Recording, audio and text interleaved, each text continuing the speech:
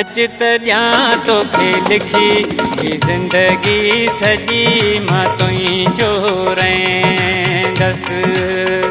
अच त ॾियां तोखे लिखी ही ज़िंदगी सॼी मां तुंहिंजो रहंदसि। दुनिया भले पंहिंजो ज़ोर लॻाए ही चरियो तुंहिंजो आशिक़ आहे। सिर कटाए मां छॾींदसि।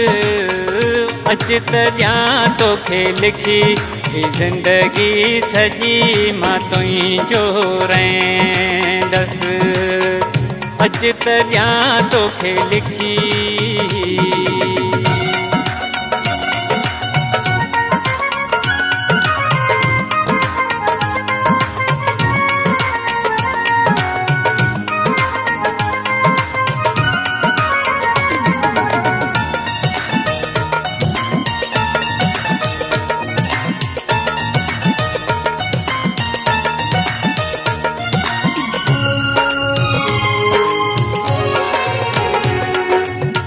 तो में मुंहिंजो साह पियलवा तो सां अहिड़ो नातो ॻंढलवा।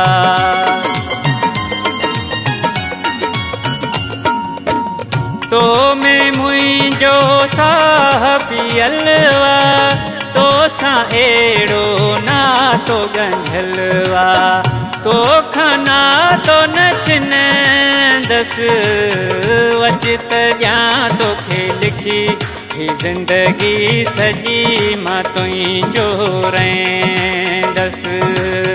दुनिया भले पंहिंजो ज़ोर लॻाए ही चरियो तुंहिंजो आशिक़ आहे।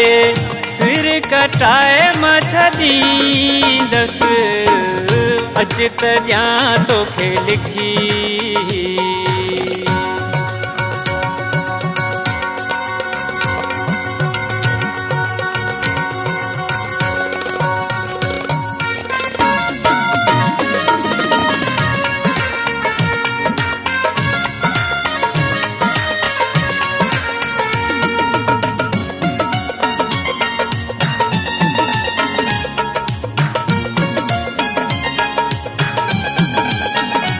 तू मुंहिंजी आहीं ज़िंदगानी तो ता क़ुर्बान मुंहिंजी जवानी।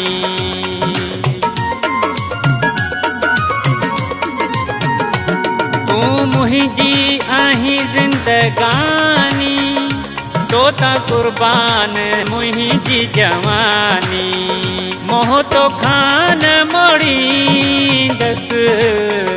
अच त ॾियां तोखे लिखी ही ज़िंदगी सॼी मां तुंहिंजो रहंदसि। दुनिया भले पंहिंजो ज़ोर लॻाए ही चरियो तुंहिंजो आशिक़ आहे। सिर कटाए मां छॾींदसि। अच त ॾियां तोखे लिखी।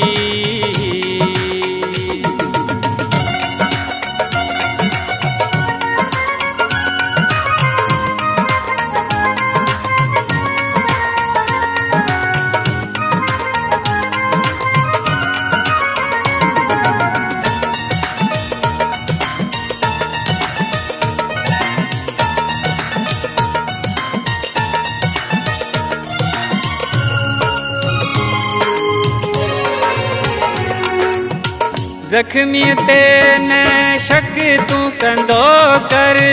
तुंहिंजो आहे पप्पू ही मीर घर।